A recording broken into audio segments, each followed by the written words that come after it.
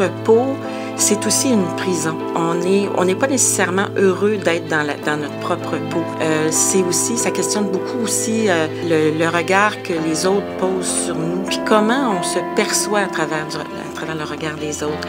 C'est la raison pour laquelle j'ai camouflé un peu les visages. Il y a toute une série d'œuvres qui s'appelle Greffe, où les visages il y a vraiment comme des greffes de peau qui ont été faites, puis il y a des parties de visage qui sont recouvertes comme ça, de textures qui n'ont pas vraiment rapport avec la peau, mais qui viennent justement comme camoufler ce qu'est la personne.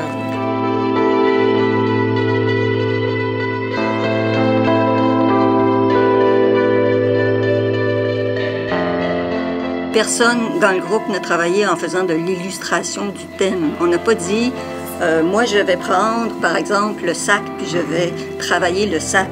C'est comme arrivé par après.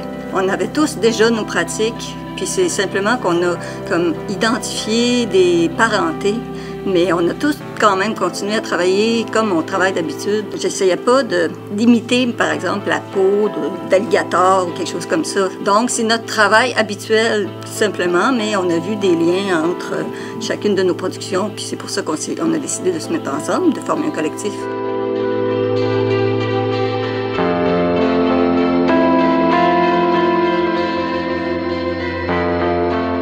Je me suis intéressée justement à l'élasticité de la peau.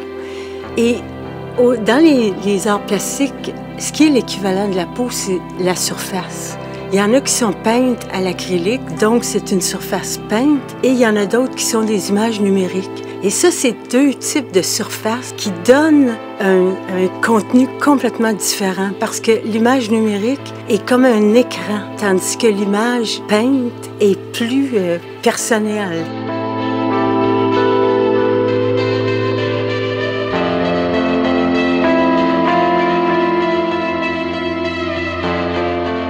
La peau, c'est le plus grand organe sensoriel qu'on a. C'est par là qu'on appréhende le monde sensuellement, donc toute la palpation, tout ça, mais c'est aussi cette entrée-là des données, mais il y a aussi des sorties. En fait, on va parler de rougeur, on va parler de sueur, on va parler... Donc, comme notre peau est poreuse, elle laisse passer des choses, pas toujours de la même façon, là.